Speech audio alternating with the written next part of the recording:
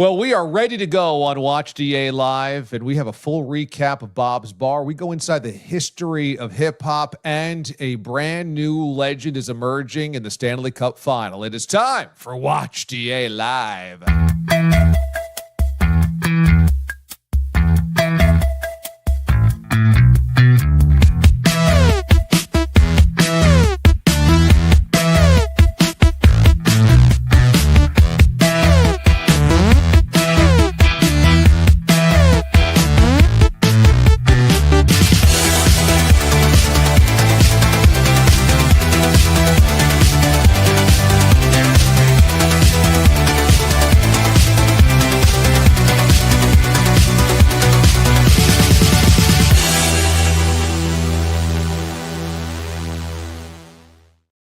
Can you feel the love tonight? I'm still basking in the glow of Bob's Bar from a week ago.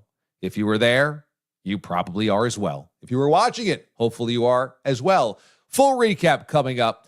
Also, we've got breaking baseball news that the Marquette Marvel needs to weigh in on because it involves the Boston Red Sox, his team, and plenty on the Stanley Cup final as well as the NBA Finals. But a little reminder here on the show off of the top that we've got merch. That's right. Look at this T-shirt. You might have seen the photos of me last week if you weren't at Bob's Bar wearing the Brady Bunch T-shirt. Well, now we've also got the Rose of the Cat T-shirt. Check this out right now. That's Rose of the Cat right on my shoulder right there. And under it, it says Watch DA Live, which is beautiful. But also on the back, you will see a very special, I think, slogan for all DA-liens.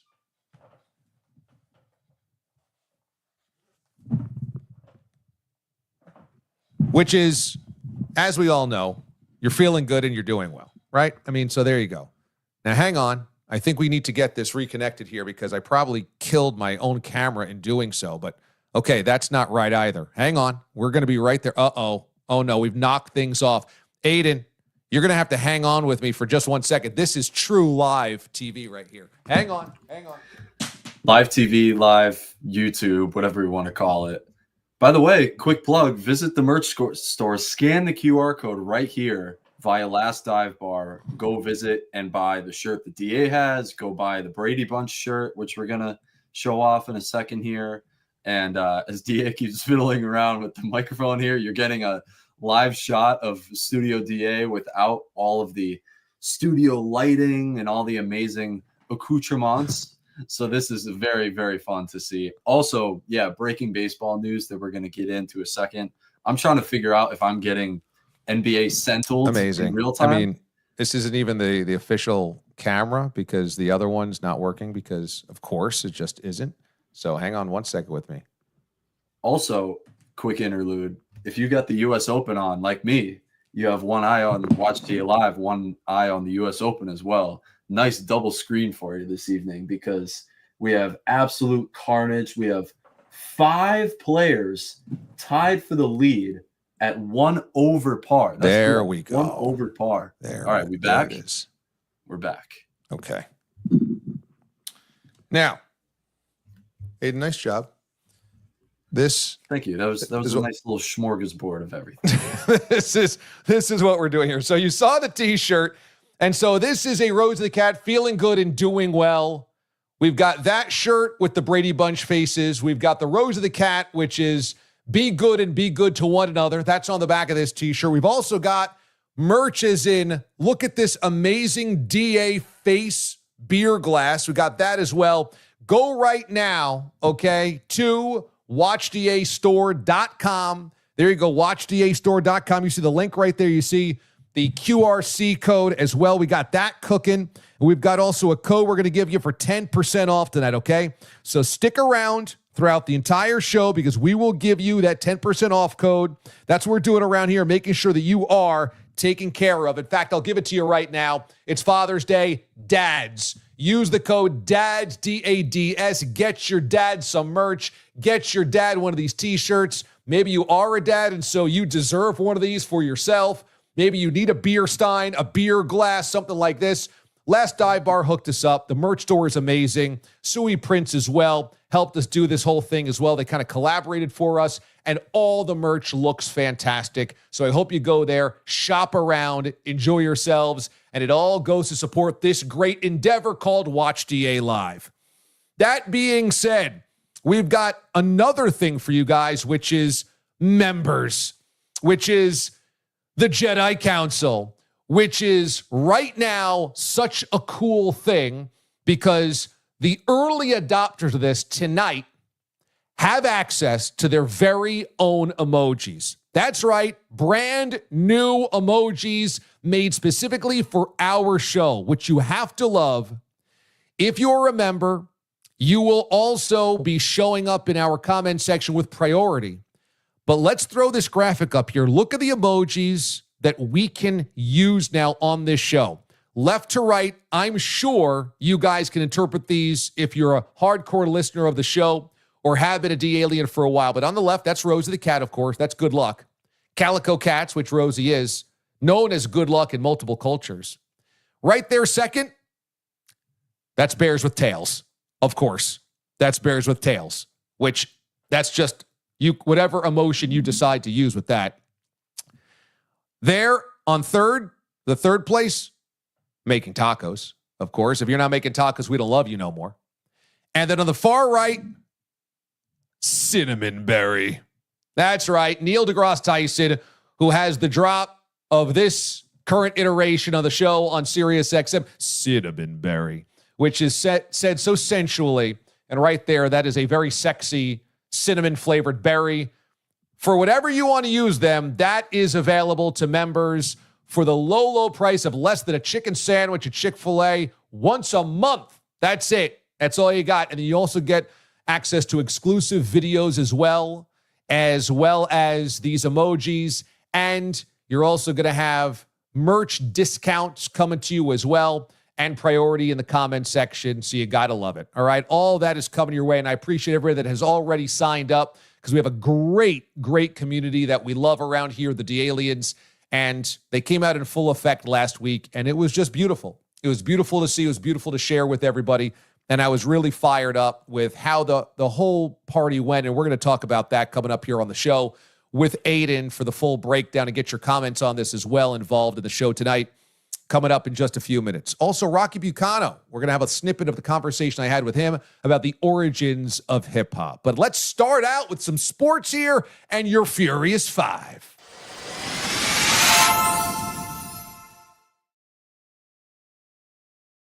I hate to say this because I love this guy. I hate to say this because I think this guy is going to go down in history as one of the greats of all time, having done everything the right way. And I hate to say it because he provides so much joy when you watch him. It's so different than almost anybody else that we've seen in years, and certainly really anybody else that's in the NHL today. But Connor McDavid's on the verge of being labeled a loser. I think when you're an all-time great, you can certainly slam your head up against a wall until you finally break through. And then ultimately, when you break through, it's that much more satisfying. And it's not like every all-time great, the first time he or she got to the championship, definitely won it. But when it was Michael in 91, that was his first NBA Finals. When Gretzky finally got there in 84, that was his first Stanley Cup final. When Peyton Manning finally broke through in 06, that was his first Super Bowl. We know that you only get so many cracks at it. We know it's really hard to get all the way to a championship game or series or round anyway. So how many cracks at it you get, you just never know. And there's been many legends that have lost up until that point. But how many living legends, how many immortals, how many of the greatest of all time lost in the championship round of the championship game multiple times before they broke through? It's very rare. It's hard to find. And I am so disappointed the Oilers once again completely let their guard down to the first period in a crucial game number 5. Coming out of that incredible comeback in game number 4, All the Oilers had to do was hold serve by winning at home in Game 5, and they guaranteed themselves a Game 7 on home ice in front of that delirious crowd. And instead, they come out in the first period and completely spit the bit. And once again give up multiple goals in the first period, which they've done in every game of this series. It's so disappointing because the Oilers are better than that. And I know that they've had question marks in between the pipes, and depended on who's hot that day, who comes in that day, who's healthy that day, they've had to go with two different guys. But Connor McDavid and that Oilers team laid a stinker, to begin game number 4 and had to rally all the way back, and then laid a stinker again in game number 5. And you just can't have that to follow the stinker of game number 3. And that's just unacceptable. And that's why it pains me to say, but if the Oilers lose this series and go down to Sunrise specifically and lose in a Game 6, you will have to label them losers right now. And I don't want to say that because I really, really respect Connor McDavid, but he's got to be the heart and soul of this team when it matters most. And Games 3, Games 4, and Games 5, they started out with a huge dud. Very, very disappointing. When it comes to this series, we have to talk about what is now becoming, in real time, lore. In real time, this is becoming lore. Brad Marchand. It's interesting because I remember his breakthrough like it was yesterday, which was the 2011 Stanley Cup final against the Canucks for the Boston Bruins. I was working at 98.5 The Sports Hub in Boston, and at that time, I was doing pregame and postgame for them. We were the radio network, and that entire run through the playoffs in 2011, I was doing postgame after every one of those games. Once we got to the Eastern Conference Final and then the Stanley Cup Final, I was doing broadcasts from TD Garden, downtown Boston.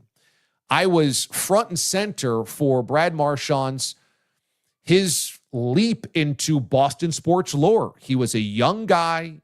He was so clutch. He was a party animal. And after they won that Stanley Cup, infamously, he was shirtless for like a month and a half straight. That entire summer, every time he went out to the bars in Boston, he was shirtless. It was insane. It became a joke.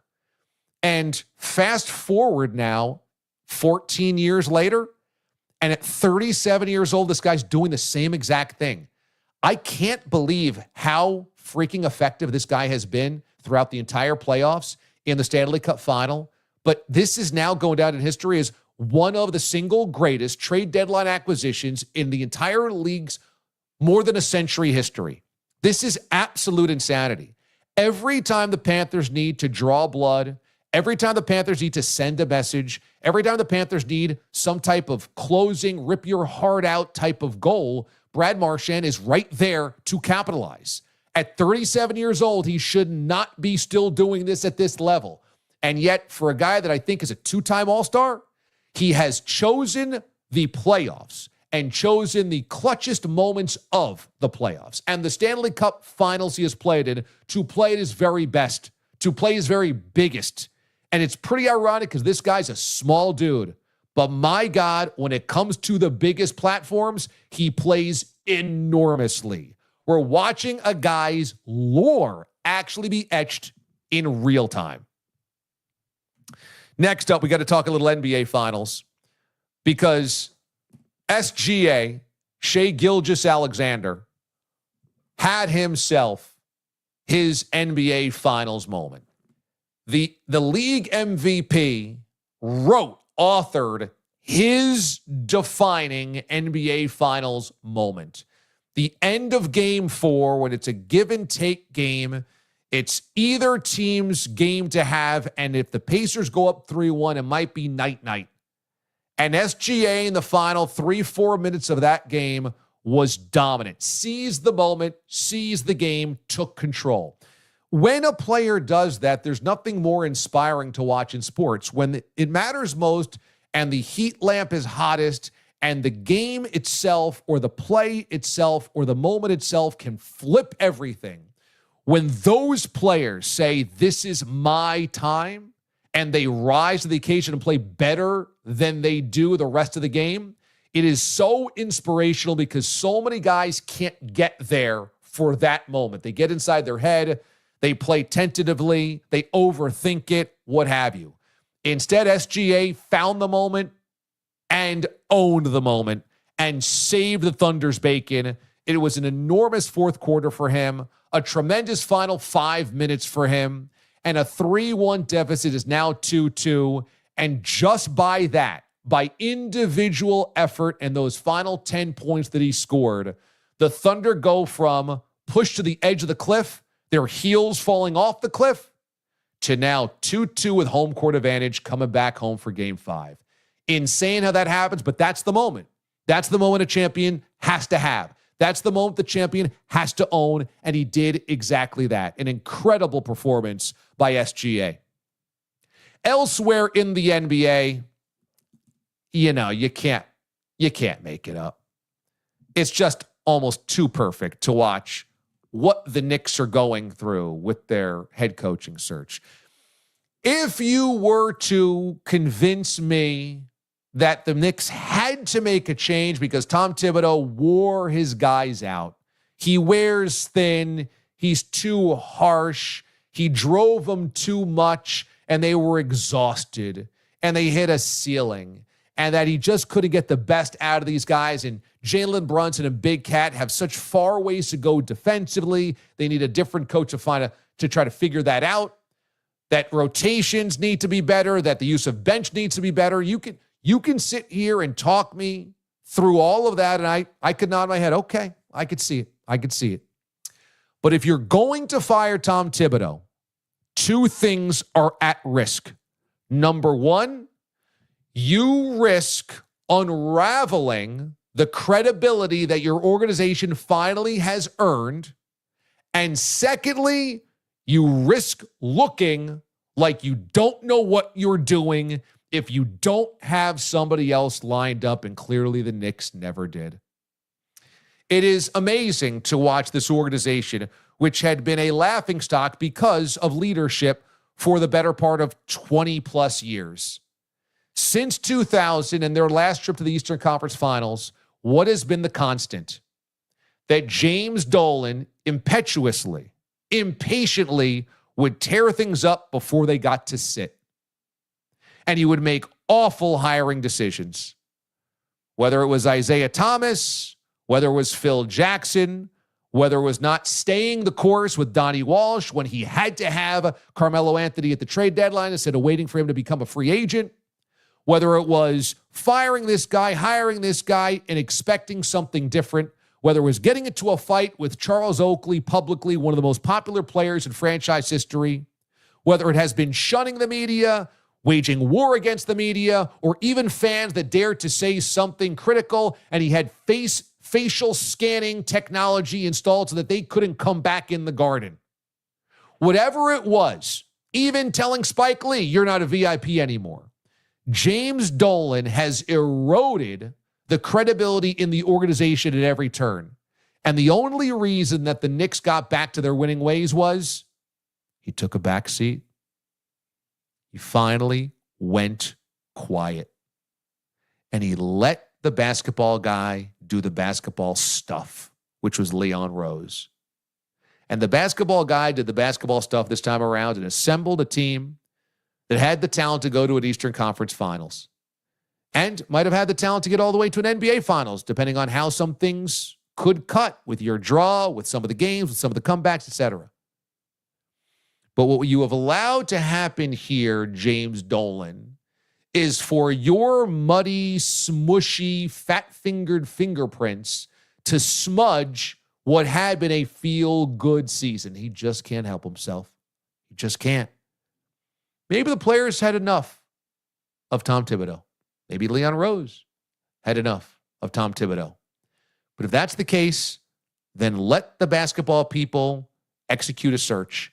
And the fact that their search has been a haphazard, call a bunch of teams to see if their existing head coach is available, to the point where a report came out today that teams were just hitting ignore on their phones when the Knicks would call. I'm serious. That you would see the Knicks 212 phone number come up and they would just press ignore.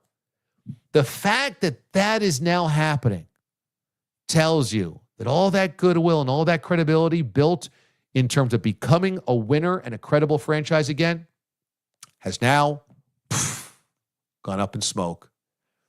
Egomaniacs cannot help themselves. James Dolan is an egomaniac. But what is worse is he's an incompetent egomaniac, and he doesn't know it. Just can't help yourself, can you, James? Just can't help yourself. For shame. For shame. We'll see what the seventh option is on the Knicks coaching search. And finally, let's talk a little soccer here, okay? Because I got a thought. And that is, we are blowing it. The World Cup came through the U.S. in 1994. And I had played soccer, Sunday soccer, rec soccer growing up. I really liked playing that sport. I really liked what it was. It was, to me, pure team harmony. That nobody could do it on their own because you had to get a good pass. And a pass had to set up another pass. And even if you got the perfect pass, you had to find the angle to score. And maybe if you didn't, you would never get that shot again. It wasn't like you got 4 at-bats in a baseball game. It wasn't like you touched the basketball 20 times on the hardwood. I liked soccer because it had to all work together, which is why I really love football. Everything has to work in harmony. And when the World Cup came through the U.S. in 1994, I was 15 years old that summer, and I loved it. I loved the spectacle. I'd never watched a World Cup before. I really got into the U.S. men's national team. All those guys became kind of larger than life, even though I'd never really heard of them before, but they played to this national team. Alexi Lalas looked like a guy from a different dimension. You had dudes that were just scrappy and hardworking. And because the U.S. had an inspired run in 1994, and the entire tournament was such a feel-good tournament for soccer in this country, it birthed MLS. And it birthed interest in the men's national team. And we could all look at the 1994 World Cup and say, that was a massive step forward for the sport of this country. Well, we are on the verge of another World Cup next summer. Yeah, next summer, 2026. And it's angling towards being a disaster. And if it's a disaster, that sets the sport back as much as it could push it forward. If you're not paying attention right now, the best player or one of the most important players in U.S. men's national team history, Christian Pulisic, is not going to play in the upcoming Gold Cup and 2 exhibition friendlies. And his head coach is at odds with him, and they're now kind of explaining themselves and taking shots at one another through the media. This is a very bad situation because the U.S. men's national team doesn't have a signature win anyway with this current group of guys. Now, this current generation of guys has been considered the greatest generation of American soccer players. And yet here we are on the doorstep of the World Cup in our country next year, when we have a chance to really put on a show and prove what we've built as a soccer country nearly 30 years later, more next summer, it'll be 32 years. And we might be worse somehow. We might be worse. Maybe the coach is wrong. Maybe the team is not playing together well enough. Maybe we'll just never have the right talent to put into a World Cup framing and be able to play with the likes of Italy and France and Spain and Brazil and Germany. Maybe we'll never have that, but we should be better than bickering through the media. And we should be better than losing these matches that we're losing. And this is very disappointing and very scary. Because again, if this was a World Cup and you just didn't qualify, it's bad. That's really bad. And we remember the fallout the last time they did not qualify. But this, you're automatically in. And if you're automatically in and you don't get out of the group stage, if you're automatically in and on our home soil, you flame out quickly and you look disorganized and disinterested with no chemistry and no playmaking, then what have we done in those 32 years? It is going to be ugly. And then people then mock you. And then Americans go, see, why would I ever believe in you? And it takes a long time to build credibility back. A long time. It is right now a very tenuous moment in U.S. men's national team soccer history, and I hope they don't blow it.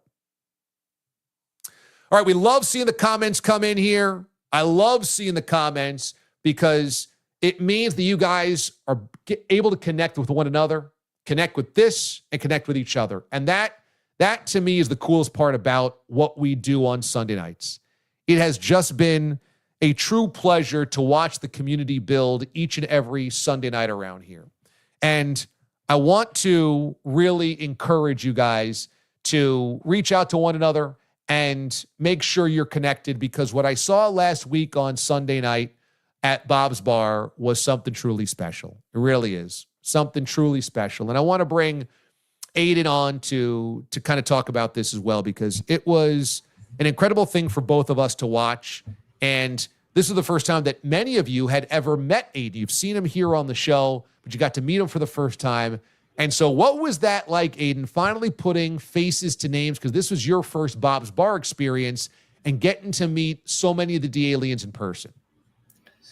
It was crazy. The amount of people that you meet and vice versa, people that meet you, is almost like this celebrity thing where it's like, you know, these people are celebrities in my eyes because I've seen them on the chat every week, and they see me. Oh, hey, it's the Marquette Marvel. So I think the funniest first comment that I got from the day was from our boy Randy, who was our chauffeur for the day and night. And he walked up and said, "Oh, Marvel, you're tall." So it was like you have these weird connections with people that, you know, virtually we get to say hi every week, but the in-person thing is just, it brings it to a whole other level. You get to have a conversation about life and, you know, what they're up to, what I'm up to. And everybody, the phrase that I just kept going back to was hearts of gold. All these people have hearts of gold, including our new Gold Jacket Hall of Famers, which we'll show off in a second as well. But it's just amazing to see the amount and the group that came out and the pictures that came out of it as well. We're going to share some here as well. It was just an unbelievable day. It was truly unbelievable. It was. In many ways, it was truly unbelievable. Even though it was so predictably awesome, not because I threw the party, but because of the type of people that would show up. But it was really, really awesome.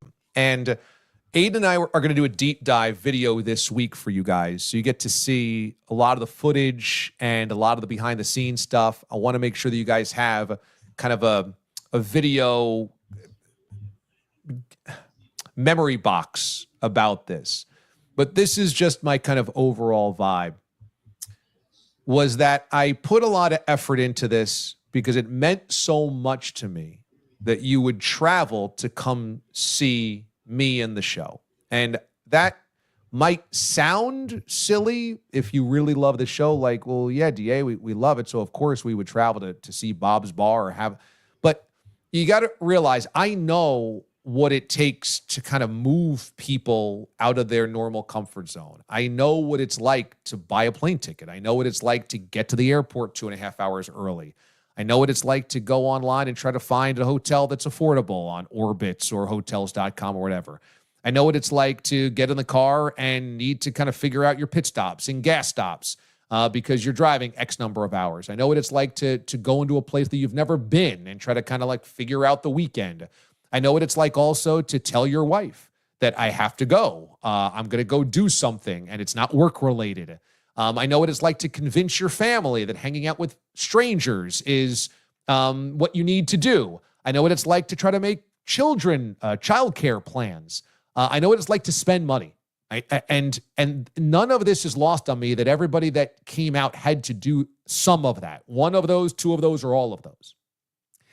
And so as I prepared the party, it was just in my mind, I got to make this worth it. I got to make this worth it because people are doing this on their own dime.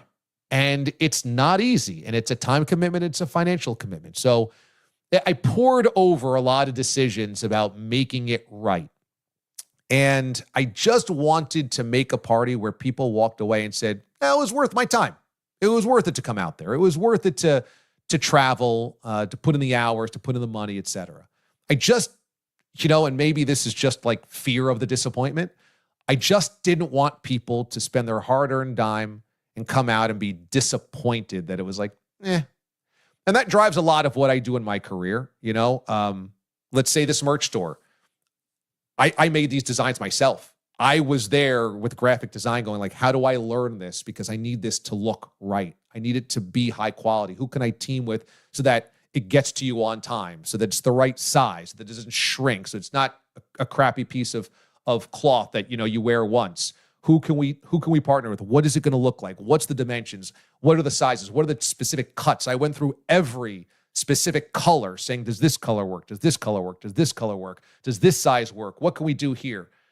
It matters to me if you spend money or you care that you get something that is worth it. And so the party was like a big test case because we didn't have a radio show there this time around. We had a YouTube show. You had not listened to the build up for, a year on the radio.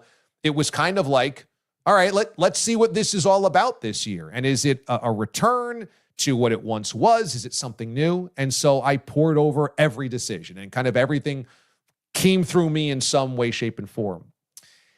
And this is a long preamble to when I left Monday morning, because I stayed at a hotel. Aiden and I stayed at a hotel. We had different rooms. But I went into the studio on Monday morning for the radio show. I just did one of those inventories, like, okay, how do I feel? And I said, that was awesome. That was awesome. Not only did it feel really good, the band was hysterical. I mean, American Duo was hysterical. Not only was the food good, the pizzas came through. Kristen's tater tot casserole was delicious. We had cake pops. We had the ice cream truck roll through, and Randy in Ohio paid for everybody's ice cream. Not only did I think the signage was fun and kind of gave a good vibe, not only did I think the music was good, not only did the weather hold out for us, it poured the day before, it rained the day after, but on Sunday it was great. Not only was Upside Down Mike's house great, it was actually perfect. The yard was perfect. The size was perfect. It was big and roomy while also feeling intimate. It provided everything we needed. The tent was great. The tables were great. There was enough seating. It was just amazing. The drinks were on ice. They were ice cold, which is how I love them. The shots were flowing. They were delicious. We had great moments. We had the Hall of Fame. We had the jackets. I mean, again, I poured over what jackets do we buy? What jackets can I offer? How does the patch look? Who do we get the patches sewn on by? What sizes are they? Who do we have? Okay, we're going to have Badlands Booker. What is Badlands going to do? He's going to drink strawberry Fanta. We're going to get I went to go buy the Fanta. I'm like, what can I get? I need to get options for Badlands, everything. And when I walked away, I said the most important thing was actually none of the details that I poured over, that I sweated over. The most important thing were the caliber of people that came. Made me feel like what we're doing is the right thing every day. Every day, we're attracting great people, high caliber, high quality, shirt off your back people. And the commitment to come spoke so much of the type of person that showed up. Matt in Calgary showing up with his wife, I mean, Calgary's not close to New York. And life of the party. Like, those two were beyond awesome. Gordon in Vancouver was traveling to Japan the previous week, and he made it a priority to come out here to New York with his wife and his grandson. And it's like they're old friends. Somehow I've got somebody in Vancouver, a family in Vancouver, that I feel like I see more often than most of my cousins. And they're in Vancouver. Again, not close. Ironman Sean drove up from South Carolina. If I'm not mistaken, it took him 18 hours to drive back to South Carolina. And he came in the studio on Monday morning to watch the show. I mean, the guy is just heart of gold. His wife, Chelsea, Hallie, his daughter, they are amazing people. Again, the type of people that you're just like, I would trust them with the world. Avery came from Las Vegas, 4K worldwide. He flew a red eye in and landed at JFK at 5 o'clock in the morning on Sunday morning. At 6 o'clock at night, he hopped an Uber back to JFK. I said, "You're leaving tonight?" "Yeah, man, I just came in for a couple of hours for the party." He came in from Las Vegas for just the day, turned around and went back. I mean, and every one of these people are the type of people that you would sit and spend 3, 4, or 5 hours talking to and joking with, and you feel like they're your family. You know, Backwards Brian comes from North Carolina, along with Chris and Moist Pork. I mean, that's not a short drive. That's like 11 hours for Backwards Brian. Everybody that showed up brought food. They brought snacks. They brought gifts. They brought drinks. They wanted to share with everybody. Everybody wanted to share with each other and meet one another. It was just this extraordinary group of people that you're just like, what can you say? But they are glowing. These are glowing people in their goodness. And that's what I will always take away. The Hall of Famers, Randy in Ohio, Moist Pork, and Kristen, we chose here on the show because they kind of embody that. They kind of symbolize that. They kind of symbolize this goodness that you want to be on their team. You know, you're proud to know them because they just step up in every situation. And Kristen comes and announces that she's pregnant at the show last week. And she held on to this news for Bob's Bar. I said, "Kristen, when did you know?" She goes, "Oh, February." You waited until June to do it at Bob's Bar? We're family. And I just was blown away by the kindness and the types of people that showed up. And I can't say thank you enough. I just can't. And Aiden and I had a chat for about an hour this week, just mesmerized, captivated by the type of people that showed up. And it was like story after story after story about all these cool things, all these amazing people, all these cool stories. You know, Randy in Ohio, just to give you a sense of the type of people that are attracted to this show. I left my sneakers in his truck because Randy in Ohio had this amazing 4x4 pickup truck, and we could bring everything we needed from the hotel to the party. And he was like, "Yeah, no problem. Let's do it. You know, I got you. And like, was a lifesaver. Well, I forgot my sneakers in his truck because I had 2 pairs of sneakers. I get out of the hotel at about 5 a.m. on Monday morning to make the drive into the studio. It's pitch black, 5 o'clock in the morning. I walk out to my car, and there's Randy in Ohio waiting for me in his pickup truck. It's 5 o'clock in the morning. Dude, you sleep here? "Nah, DA, but I had to get your sneakers back to you." I mean, thanks. Thank you. Oh, and here's a sign that we forgot as well. You don't want to leave this. I mean, where do you get that caliber of person? And he put a little gift in my left shoe as well that I talked about on the radio. It was a very nice gift. I just have to say, and I apologize if I'm forgetting anybody, but I have gone over this a million times with my family, with the Bourbon Bell, with Aiden, with everybody that will listen on the radio. I just can't say enough about the type of person that showed up. And I know the type of person that wanted to show up and couldn't because of all the things I mentioned at the beginning, and I get it. I get it. But Sunday was such a, if I needed it, some type of solidifier, like, we have to keep doing this. We just have to. No matter what it takes, no matter what it costs, no matter how much time it takes to prepare or whatever, it doesn't matter. Because I just don't get around that many people that I really, truly enjoy very often. I got to admit, I like a lot of my family. Not everybody. Like I like a lot of people at work. Not everybody. And the guys that came through from all the shows that I've done over at Odyssey, now Infinity, used to be CBS. We knew Mraz and Bogues and Bellotti would show up. But, you had Shep show up and Gelb show up and Carlos with a K show up and all those dudes.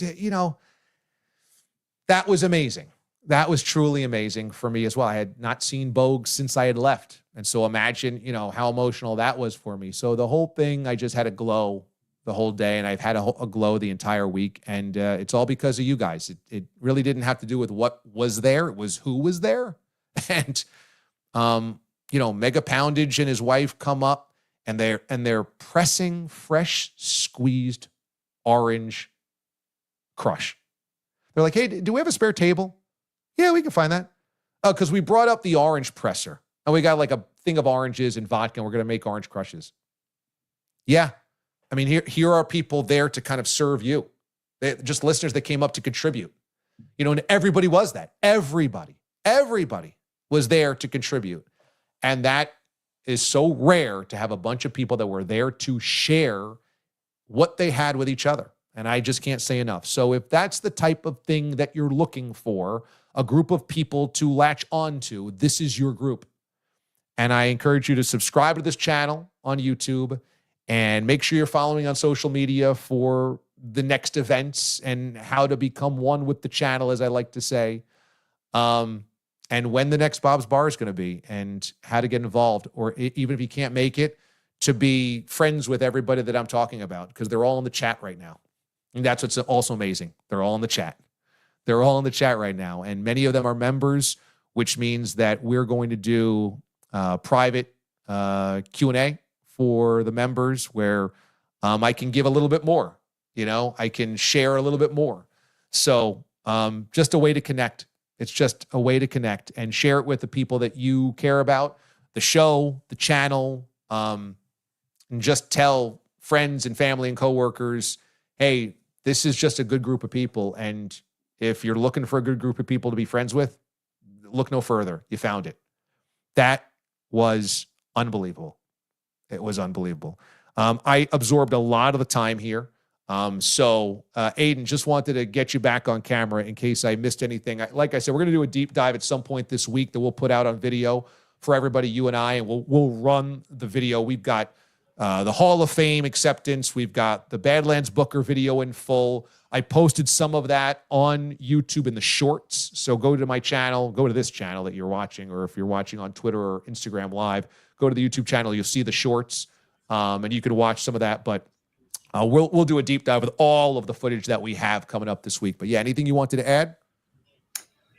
I think you covered most of it. But I think that the conversations that I had, you know, on and off the air with people is, you know, how's your life going? How's stuff going? And it wasn't really about anything within the show. It's kind of checking up on all the other more important stuff, which again, just caught me such off guard. Not that I thought that people, you know, wouldn't have good hearts that show up, because again, you talk about the mileage that people travel to come to these things. It was just amazing to have people reach out and say, you know, wow, how long have you, you know, where are you coming from again? And how'd you at DA first meet? I told that story about 15,000 times that day. And I just got to pitch myself every day.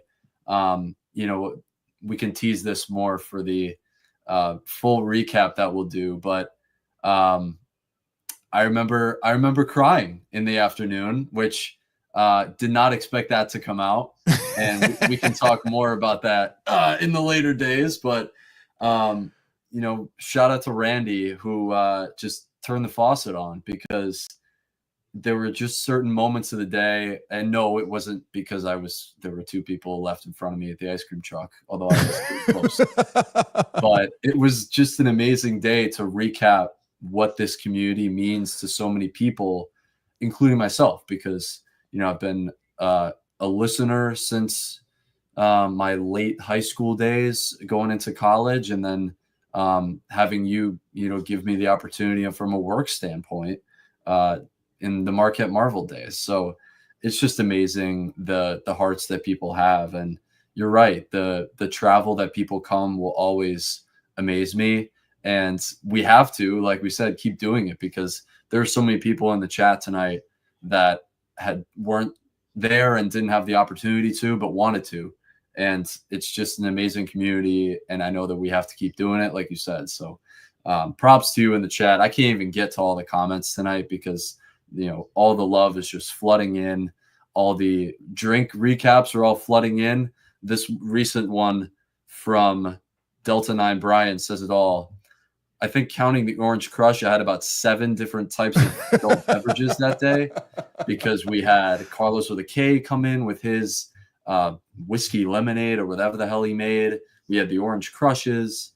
We had all the different beers that people brought. I got a full education from Moist Pork on his beer snobness. So lots more to come in our full recap. But the amount of stuff that people brought, but most importantly, their attitude and their curiosity towards the two of us was just, it was unbelievable.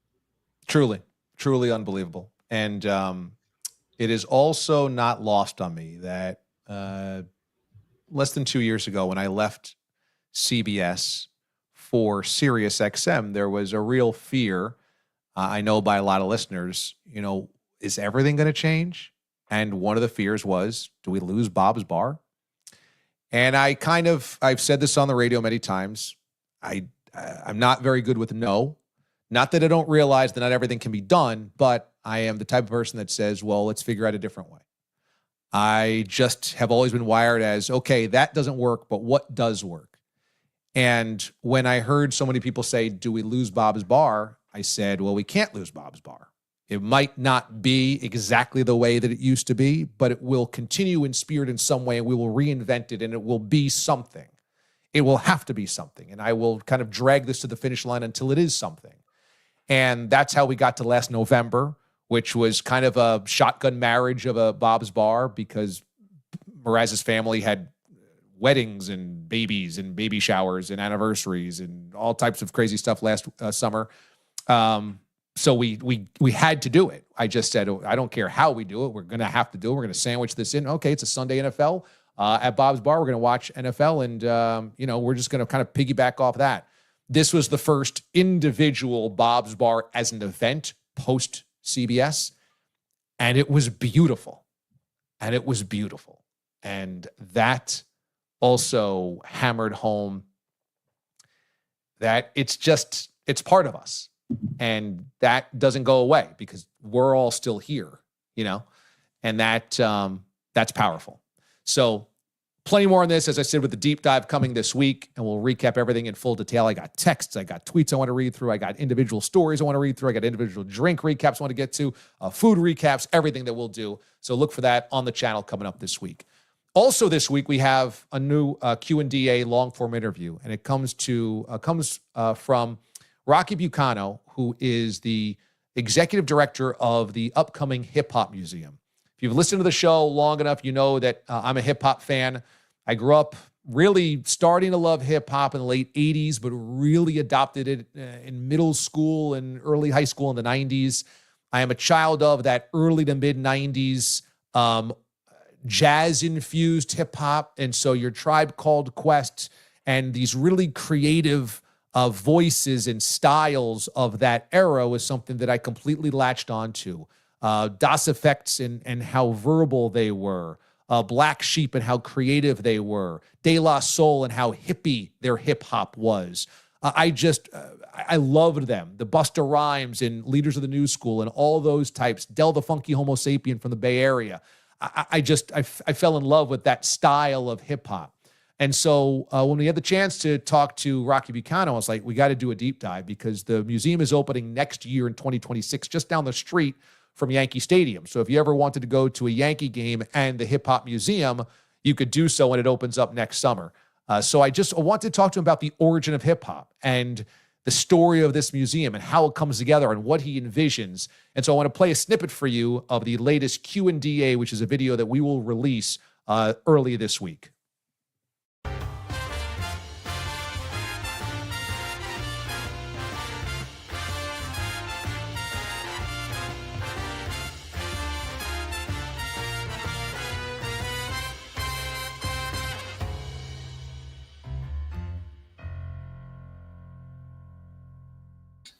So tell me about how this vision crystallizes for you. How do you end up as the centerpiece, the focal point to try to make the Hip Hop Museum a reality? It's a long story. We don't have much time to tell it. But I started as a teenage DJ in the early 70s.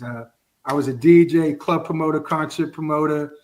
I had my own record company called Strong City Records during the golden era of hip hop. My partner was Jazzy J. He was a superstar in his own right. He worked with Africa Bambaataa and the Soul Sonic Force. He worked with Rick Rubin. He produced that song, It's Yours, with Tila Rock. I don't know if you remember that. He was part of the early Def Jam days. Jazzy is probably one of the most underrated music producers of all time. He and I formed Strong City Records. We put out the Masters of Ceremony, which became a big record, Busy Bee, and a couple other things. I left Strong City. I gave it to Jazzy. I started an independent marketing company called Third Rail. And this was during the time when the rap labels, the major labels, I should say, were trying to get into the rap business and couldn't figure out how to promote and market these records. So they came to me to help promote and market them. And that's what I did for a couple years. Then I went to work for L.A. Reid and Babyface and Dallas Austin. I managed Teddy Riley. So I've been involved in music for over 50 years. So that's why I'm doing this project. Well, so I'm glad you said that for the listeners, but I knew your background in music, but how did you become the guy that said, we need a museum, or get entrusted to say, we need a museum, and now you've got to try to execute it? Because it's not just like you say, yeah, we want a museum, you raise a few bucks, you snap your fingers, you start building a museum. It takes a lot of effort, a lot of work. You got to figure out all the logistics of it. So how do you get entrusted with that job? All right. So here's the quick story. I had got out of the music business for a little while. I was running a small nonprofit here in the South Bronx called the New York Gauchos. It's an AAU boys and girls basketball program. I was the executive director of that program. I put like 600 kids into college on full scholarship through basketball. But I got approached by a couple of real estate developers that wanted to see if the Gauchos wanted to expand to the Kingsbridge Armory, which is one of the world's biggest armories in the entire world. And I was fascinated by it. So I joined this process to try to build out the Gauchos program to the Kingsbridge Armory. Long story short, it didn't work out. That developer didn't have the money to keep in the race for that project. But the city of New York was so fascinated that the Gauchos wanted to expand, they connected me to another developer named Young Woo. And it was through that partnership with Young Woo that the idea for the museum began.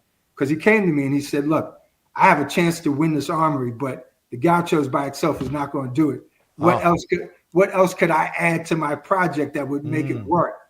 And I said, if you got the money to do it, Young, do a museum. What kind of museum? A hip hop museum. And he's like, oh, wow, that's fascinating. So through that relationship with Young Woo, it was the spark that started this whole process about talking about developing a hip hop museum for the Bronx. Young Woo did not prevail in that attempt, which thankfully, thank God he did not, because where we are now at the Bronx Point is much better than the Kingsbridge Armory. So it's been a fascinating journey. I've been working on this project for 16 years.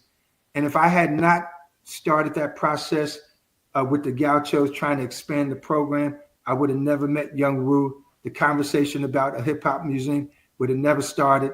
And we probably won't have a hip hop museum if those circumstances didn't fall into place. It's funny. You don't know why things or how things will come together, but then you look back and go, oh, A plus B equals C there. Those things had to happen to fall into place for something like this. So you said and then on top of it, after Young Woo lost, and I was in the middle of nowhere. I was like, I had an idea, but I had no money to do this project. I had no vision of how it was going to get to the next level. I had to kind of like figure it out over 16 years. And fortunately, I was able to team up with L&M Development Partners that builds affordable housing. They came to the rescue. And if it wasn't for them, truthfully speaking, there would not be any museum. You mentioned a specific address as the birthplace of hip hop. And a couple of years ago, I went to a museum exhibition in Manhattan, and it was all this wonderful photography of the birth of hip hop through the 70s and 80s, the evolution of hip hop. And in that display was a little postcard that was the invitation to this party in the Bronx. And it said, this is the first hip hop party. And it just felt like you're kind of stumbling across Magna Carta. Like, how was this held on to? How do we still have this? But tell our audience how we can pinpoint the actual origin date and place of hip hop. So this is still going to be something that's going to be debated for many, many years. So let me just set the record straight. So that postcard turns out with my curators and the research team that we've put together was not the actual card. That was actually fabricated. So, yes, controversy. Okay, wow, controversy. A fake Bill of Rights. Okay, a fake Bill of Rights. However, Kool Herc is the godfather of hip hop, but he actually was playing years before that in other parties. So we got documentation that he played even way before that so-called first day that hip hop started on August 11th. He was playing hip hop before that. The reason why people point to August 11th, 1973 is because at that particular party, the combination, not just of what he was playing in terms of music, it was the combination of the dance that connected. And when he was playing those break beats, the B-boys emerged from that party. The actual first breakers emerged from that party. So it's the assemblance and the combination of what Herc was playing in terms of the break beats, but it's also the reaction to the crowd and the style of dance that came out of that started to become what years later would become called hip hop. It wasn't even called hip hop in 1973. It was called the jam, a party, a disco event. All these other terms. It was not called hip hop that time. So it grew into what would be called hip hop years later.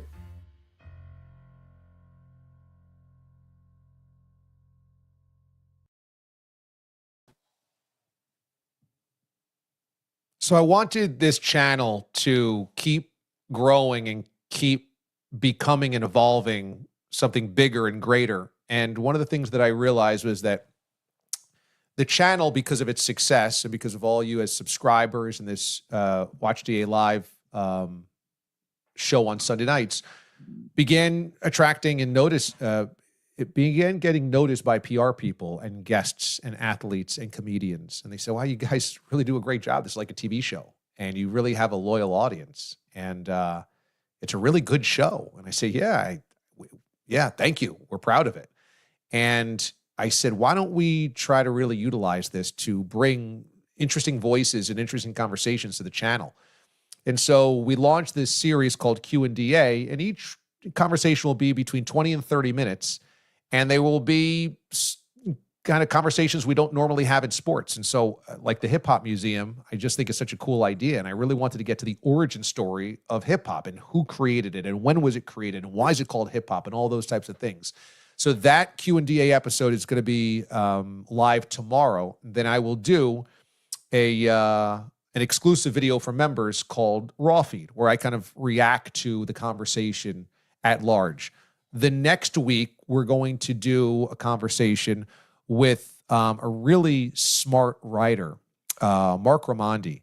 He is a combat sports writer, and he writes for ESPN.com. He wrote a book called Say Hello to the Bad Guys, and it's about Hulk Hogan and the kind of pretty boys of WWE turning into the NWO and kind of the anti-hero mid-90s, late 90s WCW, WWE craze and how it kind of turned wrestling on its ear. And I thought this is so interesting. As you know, I'm not a wrestling fan per se, but I always am interested in the culture of everything that happens. And it's kind of sports adjacent. And I know many of you are wrestling fans. So we're going to do that as a Q&DA deep dive, not this coming week, but a week from Monday. That'll go live. And again, I'll do a raw feed for members only, a video kind of reacting and responding to, a deeper dive on the conversation. As I said, we have a merch store now, and we want all the DA-liens to have a crack at getting a discount. And so right now, use the code DADS, DADS, for 10% off. Last week, we had the Bob's Bar discount, which was a $5 coupon. And for members, we will permanently have discounts for you. That's just the way it's going to go. If you invest in being a member here, you will always have a discount to the merch store. Members also have personalized emojis that you might have seen in the chat tonight. Rosie, cinnamon berry, bears with tails, and making tacos. As we add members, YouTube allows us to upload new emojis. So I'm going to put out a poll for you guys. And on Sunday nights, just you tell me what you want the next emoji to be. As we hit certain benchmarks of members, then we can add more ridiculous emojis. And so these are just my ideas.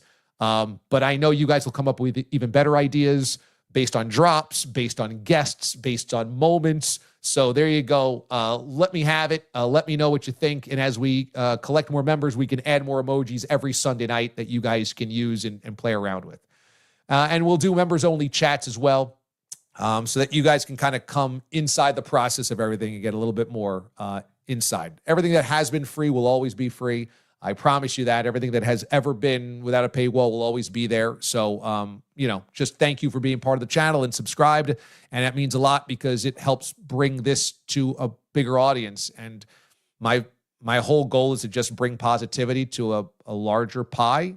And you guys help me do that. And I went through the comments from tonight while Rocky was playing, the video was playing. And it's just amazing. It's amazing. And it was really cool to see you guys meet each other. That means a lot. It's like, oh, you're so-and-so. Oh, cool. Oh, man, I heard you do this. Or I remember you said that. Or it's so good to meet you. You guys feel like you know one another from the chats and from social media and from when I read tweets you've called the show. So that was incredibly inspiring just to see good people meeting one another. So this is just the beginning. It's just the beginning. And I was so proud of the audience that came out last Sunday. And I'm so proud on Sunday nights because I go, look at this group. They're awesome. They're just all awesome. And it's rare. I've worked in a lot of markets for a lot of radio stations. I've done a lot of projects. I know what's out there. I know audiences. And we have a tendency to just attract really great people. And when they get to meet with one another, the thing is amazing. It really is. On Sunday, we did a toast to Little Mo. We had his bobblehead there, held up Little Mo for a toast. We'll talk about that with the deep dive. That was not part of the Watch D.A. live show last week because we toasted to him. And, the whole thing with Little Mo was he was an angel on earth, and he was a guy that was pure positivity. And that's why we do this, is to keep spreading the love, because that's the way Little Mo came to us, and that's the way Little Mo would want to have it. And I said this on Sunday at Bob's Bar. I went down to Baltimore a couple of years ago for an Orioles game when he was honored by the O's, and he's in their fan hall of fame. And one of his family friends, one of the family friends of the Gabbas, and she's the greatest sweetheart ever, and she took care of Mo, and to the very end, showed me a text. She goes, "You got to see this." And Mo had texted her a screenshot of our show and said, "This is the best show ever. This is the best show ever." And I saved that. She screenshotted it for me. And I said, I have that in my phone. I look at that all the time.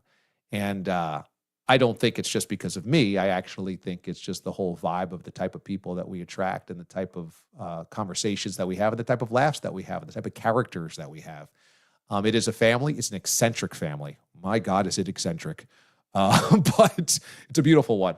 And that's why we honor Mo at the end of every show on Sunday nights. And so it's time for a Little Mo laugh of the day. And what would be more appropriate than listening to some of the singing last week from Bob's Bar, because it was hideous, but it was also glorious. Here you go.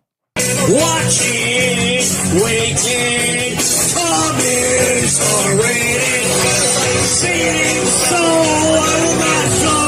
Turn the lights off, carry me home.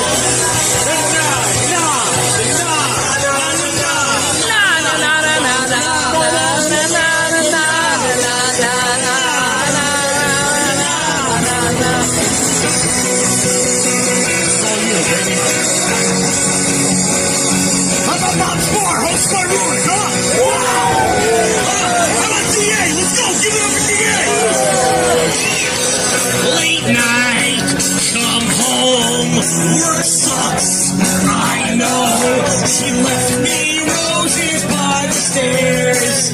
surprises, let me know she cares. Singing song, I will not go. Turn the lights off, carry me home. Gloria, you're always on the run now. Running after somebody. You gotta get out. Terribleness. I think you gotta go now, Gloria, before you start this ballad. Oh, you're down here too. I think you're headed for a breakdown. So be careful not to show it. I see you really don't remember.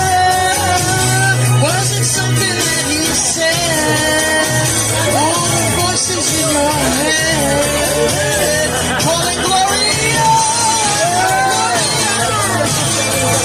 Gloria, Gloria. Don't you think you know that? Hear everyone. Why isn't anybody calling?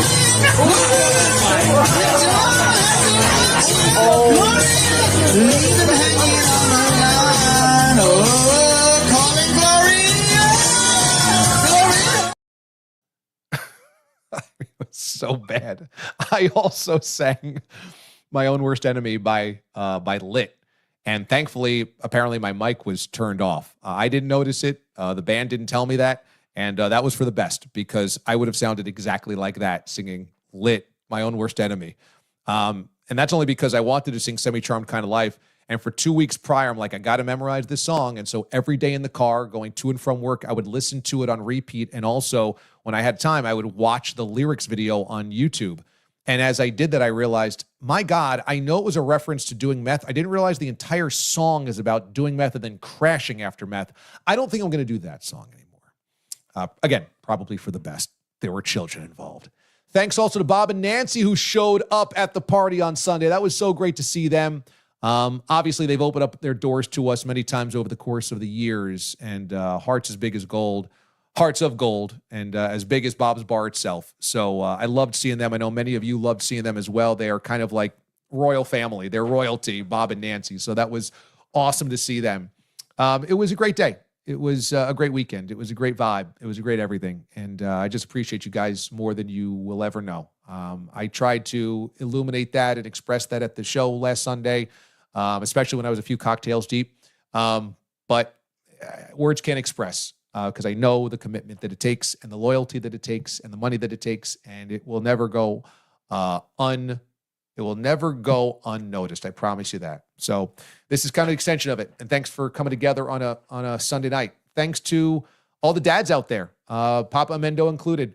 Father's Day, I got to go fishing with my dad today, so that was pretty cool, and got to spend time with AJ. So what could be a better Father's Day than that for me? Doesn't get much more full than that. And to round out with tonight's show, I know we got a lot of great dads that listen out there, and I know we got a lot of dads that try real hard. Know that as a dad, just like as a mom, you try like hell all the time. It ain't ever going to be perfect. And you got to give yourself some slack because we all want the best for our kids. And sometimes it implodes. And you just hope that there's some grace down the road because we're all trying to do our best. But, I appreciate my dad. I know you guys appreciate your dads and grandpas. And if you are a dad, you're doing a good job. Just trust you're doing a good job. So thanks to all the dads out there. And thanks for you guys for hanging out with us. I got to go eat. All right. That's my Father's Day gift. The Bourbon Bell brought home some fresh shrimp, Gulf shrimp. And I am so fired up to have that in a little scampi. So let me go eat. Thanks to Aiden Hatt and the Marquette Marvel. Thanks to all the DA-liens. Deep dive on Bob's Bar coming up this week. Q&DA with Rocky Bucano. Also long form coming up this week. And a raw feed video for members as well. As I always like to say, be good and be good to one another. I'll see you tomorrow morning on Sirius XM Channel 82 in the morning on the DA Show with Babchick. Until then, I am signing off. Be good, everybody.